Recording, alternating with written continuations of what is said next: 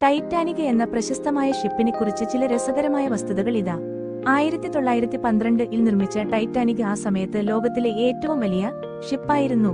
ഇതിന് 269 മീറ്റർ നീളവും 46,000 ടൺ ഭാരവും ഉണ്ടായിരുന്നു. ടൈറ്റാനിക് ഒരിക്കലും മുങ്ങില്ലെന്ന് വിശ്വസിച്ചിരുന്നതിനാൽ ഇതിനെ അൺസിങ്കബിൾ എന്ന് വിളിച്ചിരുന്നു. പക്ഷേ 1912 ഏപ്രിൽ 14 ഒരു മഞ്ഞുമലയുമായി ലക്കിട്ട് ഇത് മുങ്ങി. ടൈറ്റാനിക് ഇംഗ്ലണ്ടിൽ നിന്ന് അമേരിക്കയിലേക്കുള്ള ആദ്യ യാത്രയിൽ തന്നെ മുങ്ങി. 2224 യാത്രക്കാരിൽ 1500 പേർ മരിച്ചു. ഷിപ്പിൽ 64 ലൈഫ് ബോട്ടുകൾ വേണമായിരുന്നെങ്കിലും 20 മാത്രമേ ഉണ്ടായിരുന്നുള്ളൂ. ഇത് കാരണം നിരവധി ആളുകൾക്ക് രക്ഷപ്പെടാൻ കഴിഞ്ഞില്ല. ടൈറ്റാനിക്കിൽ ഒരു മലയാളിയും ഉണ്ടായിരുന്നുവെന്ന് വിശ്വസിക്കപ്പെടുന്നു. നീലകണ്ഠൻ അയ്യർ എന്നയാൾ ഷിപ്പിൽ ഒരു ഫയർമാനായി ജോലി ചെയ്തിരുന്നുവെന്നും മരണത്തിൽ നിന്ന് രക്ഷപ്പെട്ടുവെന്നും ഐതിഹ്യമുണ്ട്. ടൈറ്റാനിക്കിന്റെ ദുരന്തം ഇന്നും ലോകത്തെ അത്ഭുതപ്പെടുത്തുന്നു. 1997 ജെയിംസ് കാമറൂണിന്റെ ചലച്ചിത്രം ഈ കഥയെ വീണ്ടും ജീവിപ്പിച്ചു. ആദ്യമായി ഒരു ഷിപ്പിൽ സ്വിമ്മിംഗ് പൂളും ചൂടുവെള്ള കുളവും ഉണ്ടായിരുന്നു.